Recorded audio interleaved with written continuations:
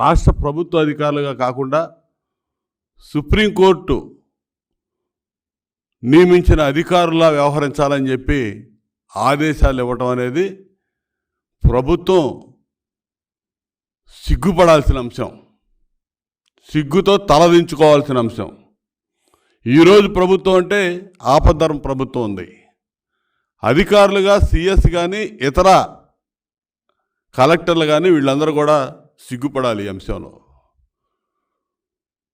2023 మార్చిలోనే NGT రాష్ట్రంలో ఇసుక అక్రమ తవ్వకాలు ఆపాలని చెప్పి ఆర్డర్స్ ఇచ్చింది. అదేవిధంగా ఎటువంటి అనుమతులు లేకుండా ఇక్కడ జరుగుతూ ఉన్నాయి అక్రమ తవ్వకాలు, వీటి మీద విచారణ జరపండి అంటే విచారణ జరిపి ఇచ్చినటువంటి ఆదేశాలు అమలు చేయకుండా ఈ రాష్ట్రంలో ఉన్నటువంటి కలెక్టర్లు కూడా 22 జిల్లాల కలెక్టర్లు ఒకే విధమైనటువంటి నివేదికలు ఇచ్చి కోర్టును కూడా మభ్యపెట్టారు. అక్రమ తవ్వకాలు ఏమీ జరగట్లేదని యూనిఫామ్గా ఒకే నివేదికలు సమర్పించారు. అవన్నీ కూడా కోర్టు పరిశీలన చేయడం జరిగింది. దాదాపు మార్చి 23లో వీళ్ళ పర్మిషన్లు అయిపోతే ఆ కోర్టు ఆర్డర్స్ ఇస్తే మొన్న మార్చి వరకు ఎటువంటి అనుమతులు, పర్యావరణ అనుమతులు కానీ ఇతరత్ర అనుమతులు కానీ ఎటువంటి అనుమతులు లేకుండా యథేచ్ఛగా అక్రమంగా ఇసుక తవ్వకాలు జరిపించారు. దీనికి ఏం సమాధానం చెప్తారు ఈ ప్రభుత్వం?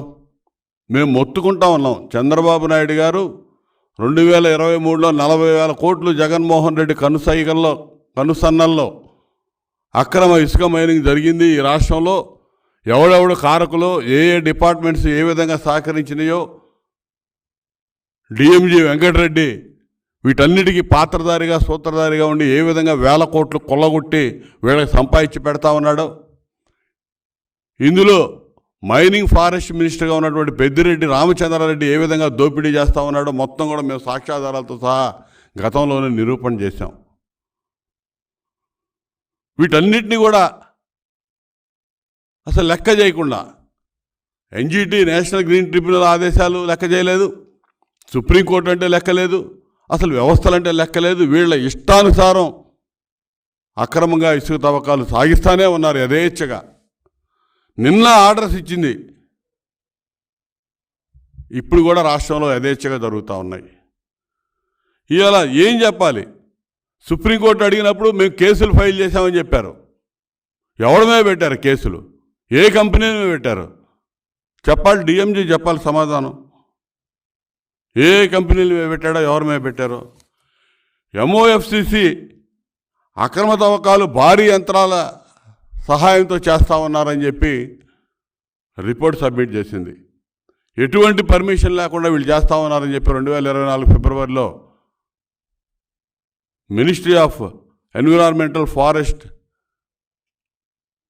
వీళ్ళు చెప్తే దాని మీద ఇంతవరకు చర్యలు లేవు. అసలు ఏం చెప్పినా సరే దున్నపోతు మీద వర్షం పడ్డ చందాన్ని వ్యవహరిస్తూ ఉన్నారు. అసలు చర్యలనే నిల్లు. అసలు దీనికి ఈరోజు సుప్రీంకోర్టు కూడా చెప్పిన దానికి అసలు ఏం చెప్తారో అర్థం కావట్లా. ఇప్పుడు వీళ్ళ పర్యవేక్షణ, రాష్ట్ర ప్రభుత్వ పర్యవేక్షణ లేకుండా సుప్రీంకోర్టు పర్యవేక్షణలో జరపాలి రేపటి నుంచి. కలెక్టర్లు చూస్తేనే 22 మంది కలెక్టర్లు ఒకే రకంగా ఏ అక్రమ తవ్వకాలు జరగట్లేదని రిపోర్ట్లు ఇచ్చారు. ఇవన్నీ రేపు 10 రోజుల తర్వాత 20 రోజుల తర్వాత ప్రభుత్వం మారుతుంది, మేము అధికారంలోకి వస్తాం. ఈ అధికారులందరూ సమాధానం చెప్పాలి, వచ్చి నిలబడాలి, బోనెక్కాలి, జైలుకు పోవాలి. ఉచిత ఇసుక పాలసీ పెట్టి ప్రజలకి బ్రహ్మాండమైన మేలు చేకూరిస్తే దాని మీద అక్రమాలు జరిగినాయని చెప్పి చంద్రబాబు నాయుడు గారి మీద కేసు పెట్టింది ప్రభుత్వం, సిగ్గు లేకుండా జగన్మోహన్ రెడ్డి ప్రభుత్వం.